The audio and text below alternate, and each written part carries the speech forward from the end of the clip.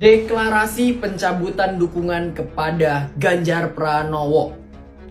Dengan ini saya Naufansa Audia Fikri dari Peluru Tak Terkendali dengan berat hati. Jangan. Gak apa-apa. Biar marahin yang nyuruh loh. Dipetangin. Kita mah tenang aja. Dipetangin lagi. Kebalik. Nanti gak kelihatan Pak Prabowo-nya. Keren banget Pak Ganjar ya, dihadang oleh pendukung paslon 02 dengan spanduk. Malah disamperin ya, walaupun yang lain juga lari tunggang langgang. Di situ ada yang tersisa, kemudian malah diajak makan bareng. Ini negara demokrasi, kita bisa berbeda. Ya, boleh berbeda, tapi jangan gontok-gontokan ya. Nggak masalah. Ya, ini sebagai pembelajaran ya. Berdemokrasi, nggak ada intimidasi, boleh mengkritik dan lain sebagainya. Pak Ganjar telah memberikan pelajaran yang luar biasa, teman-teman. Deklarasi pencabutan dukungan kepada Ganjar Pranowo. Dengan ini saya Naufansa Audia Fikri dari Peluru Tak Terkendali dengan berat hati dan berpikir jadi pemimpin itu sangat berat. Butuh fisik, mental yang optimal, sehingga ini sangat sulit untuk dilaksanakan Pak Ganjar Pranowo. Untuk itu, dengan berat hati saya mengalihkan dukungan dari Pak Ganjar Pranowo kepada Pak Ganjar Mahfud. Wow, Demikian deklarasi dari saya. Ganjar Mahfud menang. Bikin target berat. Ahoker.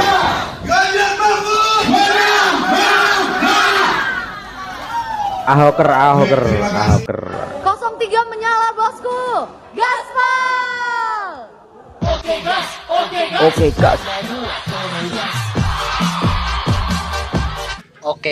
Oke gas. Apanya yang mau digas, Rebing? Kan tahu kalau itu mobil tahun tua. Kalau kebanyakan digas, bubar itu mesin. Rontok mesin. Kan tahu udah 3 kali bongkar mesin. Mana sasisnya mengkang, kingpin sama terotnya pada mau lepas. Kan gak zaman dibawanya, pasti oleng. Emangnya mau nabrak terus ada yang meninggal lagi? Rebing. Ini dihadang sepanduk. Oke. Paslon Kan? 02. Ya. Menang ya Pak. Oke, tuh Menang kan. ya. Ini aja ini. Mak, Pak, foto Iya. ya. makan tuh. Jangan. Gak apa-apa. Minggir, gak apa-apa. Malah disamperin. Keren Pak Ganjar. Ayo lo, iya ikut makan yuk. Makan dulu kan. Jangan digulung kan, dimarahin yang nyuruh loh. Malah dimarahin. Nggak boleh digulung. Kita mah tenang aja. Dipetangin lagi. Kebalik. Nanti gak kelihatan Pak Prabowo-nya. Kebalik. Kamu pas latihan gak ikut sih Pak. Keren Pak Ganjar. Bersama Indonesia Maju ya. Disambut oleh pendukungnya Pak Prabowo. Terima kasih sudah nyambut ya. Aduh ya. Oke men. Asik Inilah kali. pesan damai dan tidak marah-marah. Yes. Ya. Oke, ikut makan yuk. Makan. Oh, enggak apa-apa. Diajak makan dong. Enggak bayarin, saya bayarin. Enggak dimarahin Pak Prabowo, sumpah. Sumpah nanti kalau dimarahin aku yang belain. Makan yuk. Makan. Udah makan belum? Makan. Belum kan? Enggak apa-apa. Keren Pak Ganjar. Ya, enggak apa-apa. Menang ya Pak ya. Makan. Kalau mau makan kapan yuk? Enggak apa-apa. Makan ya. Ibu-ibu sini. Aduh, diajak makan gimana gak malu. Ibu sini besok makannya. Lari. Nama siapa nama? Putra. Jadi Putra ini pendukungnya Prabowo. Tadi menyambut kedatangan Ganjar Pranowo. Jadi dia sudah menyampaikan kalau statement damai tidak butuh statement tadi diucapkan. Dan hari ini saya mari makan siang bersama. Mantap ya. Kita bikin ini Ya, malah ini keren. Enggak, dia memang mau 2 Pak. Salut sama Pak Ganjar, salut teman-teman. Dan ini adalah relawan yang dari hatinya Pak Prabowo. Jadi sudah berapa kali ikut? Oh, kampanye baru sekali. Oke. Itu baru sekali. Ini dari hatinya. Saya baru sekali ini. Tadi mau saja makan mau. Temannya nggak mau tadi. Mau tadi itu kabur. Oh, kabur. Oh, jangan kabur. Kamu tuh berani. Sumpah keren banget Pak Ganjar. Analisa Aduh. panik gitu kan. Ya lawan Jokowi ya Ahok harus diturunkan gitu kan, karena Pak Lurah ini Pak D ini mulai panik sana kemari bagi-bagi bansos.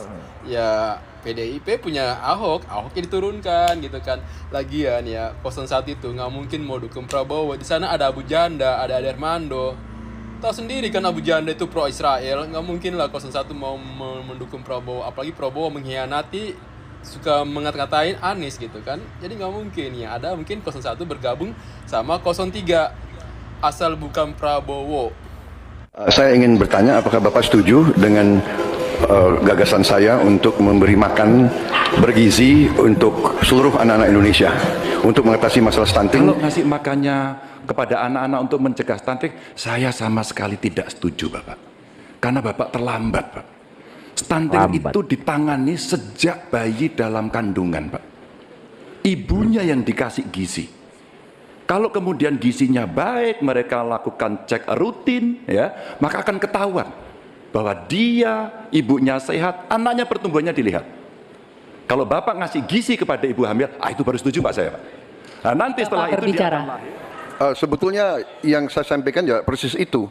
Jadi kita Berubah. Kita beri program kita beri makan ibu yang sedang hamil. Wong ngomong mencela-menceli saenake udin-udin. Ora ngomong sendiri kok. Ngawur, tuwekan.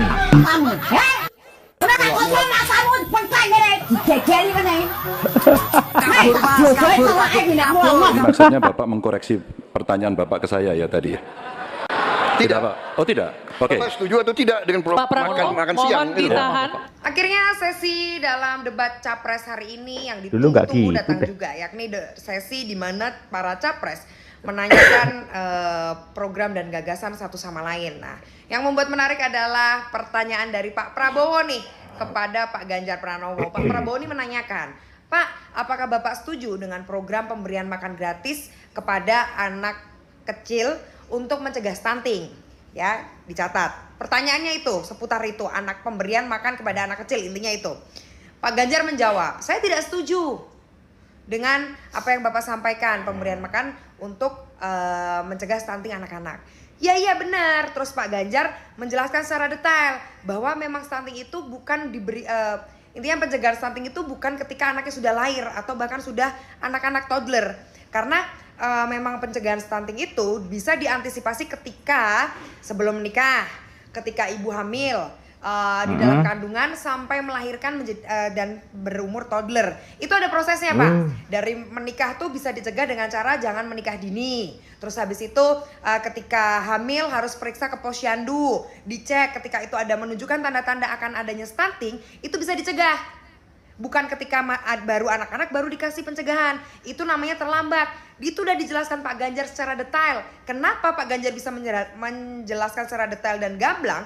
Karena dalam track record Pak Ganjar sebagai Gubernur Jawa Tengah 10 tahun, beliau mampu menurunkan angka stunting di Jawa Tengah. Makanya beliau sudah berpengalaman dan tidak bisa diragukan lagi.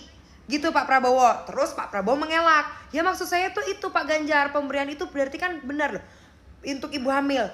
Terus Pak Prabowo dijawab lagi nih sama Pak Ganjar. Berarti Pak Prabowo mau merevisi pertanyaan Pak Prabowo. Pak Prabowo jawab tidak. Nah Pak, tolong dibedakan. Ibu hamil dan anak-anak itu berbeda. Gizi yang diterima ketika hamil dan sudah anak-anak itu berbeda. Tidak bisa disamaratakan. Bapak sebenarnya ngerti gak sih pertanyaan Bapak? Itu tuh program dari Bapak loh. Kok Bapak kesannya jadi bingung dengan program yang Bapak bawakan sendiri tentang makan gratis?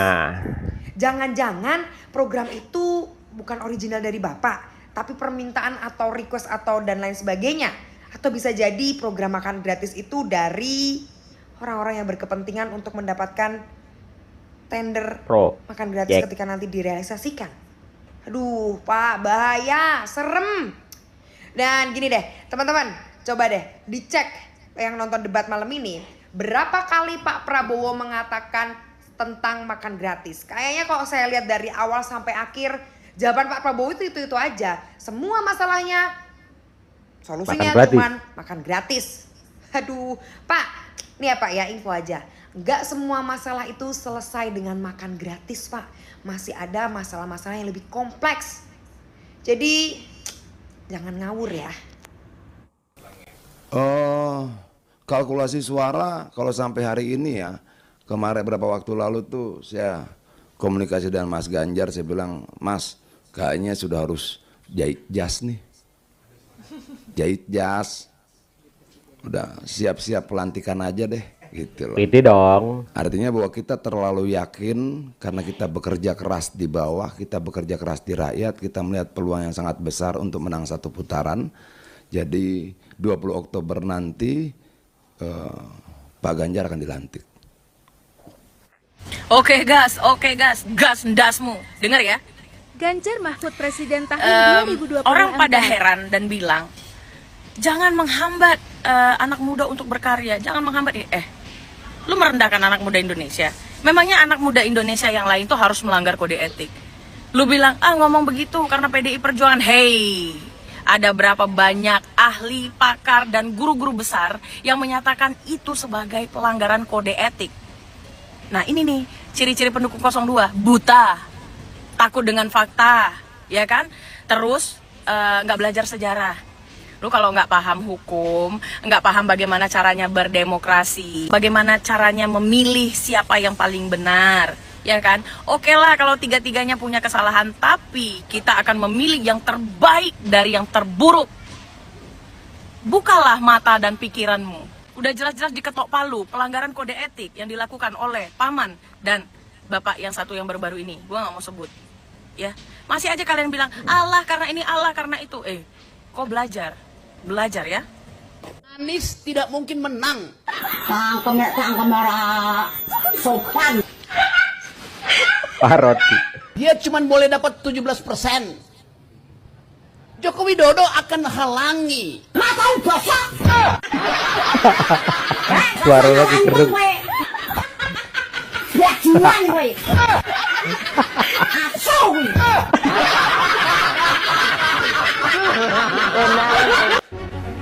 Ini orang ini bangsa. Yes, bangsa. Ketulusan tidak ditentukan dengan kata-kata penutup saja, Bang Rocky Gerung. Dengan menjadikan seorang bangsat itu tidak serta-merta menjadikan diri Anda lebih baik daripada orang yang sedang capres saat ini. Masyarakat Indonesia sekarang sudah cukup pintar untuk memaknai setiap ucapan yang diucapkan oleh para public figure di negeri ini. Bagi aku, itu cuman kata-kata yang seolah hanya akan melemahkan Ganjar. Ya, Ganjar emang berani. Dia selalu mengatakan apa adanya. Rekam jejak seseorang menunjukkan karakter diri dari orang itu.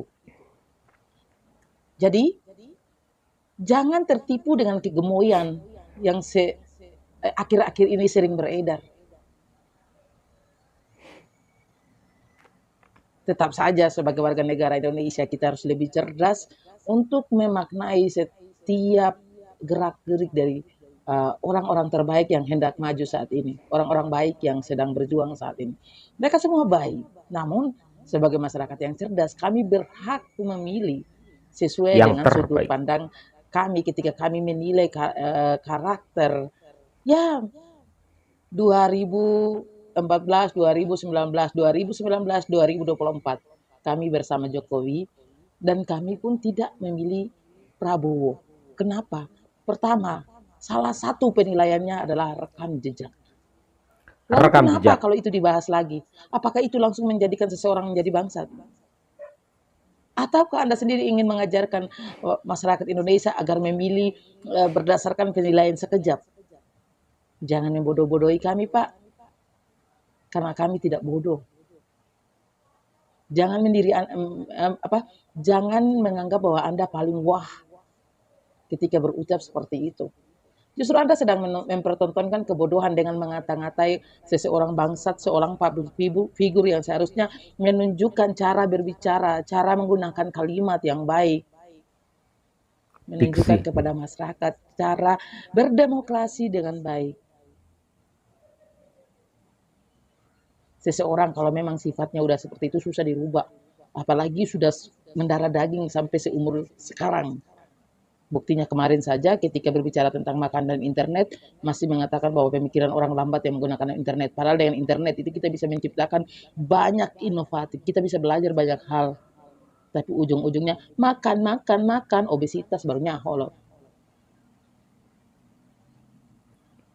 Tapi sebenarnya tidak ada hal semakin hari seharusnya kita mendidik masyarakat itu untuk berdemokrasi dengan cerdas, dengan menilai salah satu siapapun yang dipilih, entah itu bupati, mulai dari kepala desa, bupati, gubernur atau anggota DPR, bahkan presiden, DPD memilih berdasarkan melihat rekam jejak, melihat karakter orang itu. Karena sebagus-bagus apapun aturan yang dibuat oleh partai politik, sebagus apapun aturan yang dibuat oleh negeri ini, kalau pada dasarnya karakter orangnya susah untuk berubah, akan hancurlah negeri ini. Buktinya, walaupun sudah disumpah jabatan, walaupun sudah berkata-kata manis di depan masyarakat, masih banyak saja yang korupsi, masih banyak saja yang melakukan banyak hal demi kepentingan pribadi, masih banyak juga yang mengatasnamakan hal-hal yang seharusnya dari negara menjadi seolah-olah itu adalah dari mereka, dari kepedulian mereka. Sampai kapan kalian ingin melakukan, menurut aku, apakah ini sebuah pencitraan? Enggak, kalau pencitraan enggak mungkin seperti ini. Tapi lebih pada membodoh-bodohi masyarakat dengan ucapan yang meyakinkan. Salam waras, Pak. Masyarakat Indonesia saat ini sudah tahu bagaimana caranya berdemokrasi. Karena siapapun yang terpilih, ingat ya buat kalian semua, siapapun yang terpilih, dia tetap akan menjadi presiden kita. Terlepas dari kalian mendukung siapa, itu hak kalian. Tapi ingat, rekam jejak itu adalah salah satu penilaian yang tidak bisa disepelekan. Rekam jejak. Terus berikutnya, tetaplah pakai adab. Tetaplah menggunakan etika. Tetaplah menggunakan tata bahasa yang benar. Yang tidak menyakiti siapapun. Proses demokrasi ini sebentar saja. Jangan karena proses demokrasi kalian itu mulai bermusuhan, saudara dan saudara, tetangga dan tetangga, teman kerja dan teman kerja. Jangan ikut-ikutan dengan orang-orang yang cuma bisa istilahnya ngebacot. Tahu ngebacot? Ngebacot itu artinya ini, bicara aja. Yang penting dia menang dalam berdebat, entah itu kata-katanya baik, entah kata-katanya tidak. Dia tidak peduli. Tetaplah beretika. Karena sebagai warga negara Indonesia, siapapun pemimpin kita, kalau kita sebagai warga negara Indonesia bisa tegas, bisa berani berbicara, berani mengemukakan pendapat, berani kritis, yakin kita akan baik-baik saja. Tapi kalau kita diam dan cuek lalu hanya dengar dan mangut-mangut, mau jadi apa? Oke, buat kita yang mencintai Ganjar, apapun kata orang, tetap kita berjuang bersama Ganjar ya. Gas. Ingat ya. I love you. Jadi itu metalnya kita, bukan metal yang brutal. Salam waras. Luar biasa Pak Ganjar. Telah memberi teladan kepada kita semua bahwa ini negara demokrasi dan semuanya bisa mengungkapkan pendapat, kritikan dan lain sebagainya. Bahkan ketika dihadang oleh pendukung paslon 02 dengan spanduk-spanduk, malah didatengin, disamperi, dijak dialog. Sebagian juga diajak makan bareng. Spanduk Pak Prabowo pun nggak boleh untuk dilipat, suruh boleh dibentangkan. Inilah demokrasi, dan ini suatu pelajaran yang sangat berharga yang sudah diberikan secara tidak langsung kepada kita semua dari Pak Ganjar Pranowo. Jangan dikit-dikit intimidasi, kita kritik intimidasi, kita nggak sepaham di intimidasi. Jangan. Apakah kita mau kembali ke Orde Baru? Enggak kan? Indonesia itu bermacam-macam suku, bangsa, agama. Dan di dalam otak masing-masing itu berbeda-beda pemikiran. Ya, tentu sulit disatukan. Dalam otak mereka ada banyak pemikiran-pemikiran. Ini negara demokrasi. Kita bebas berpendapat. Menyampaikan ide, gagasan itu biasa. Ya, mau cari pemimpin yang seperti apa lagi? Kurang keren apa lagi? Seperti Pak Ganjar Pranowo. Dia bisa mendatangin siapapun. Artinya apa? Beliau sehat walafiat, sat. Bisa tidur di rumah rakyat, bisa masuk ke pasar, bisa jalan-jalan dimanapun yang bisa dijangkau. Karena tentu fisik dari Pak Ganjar masih sangat prima dan luar biasa. Ya, ini negara besar. Sabang Merauke, Miangas sampai Pulau Rote. Tentu kita menginginkan seorang presiden yang sat. Hari ini, jam ini, di kota ini,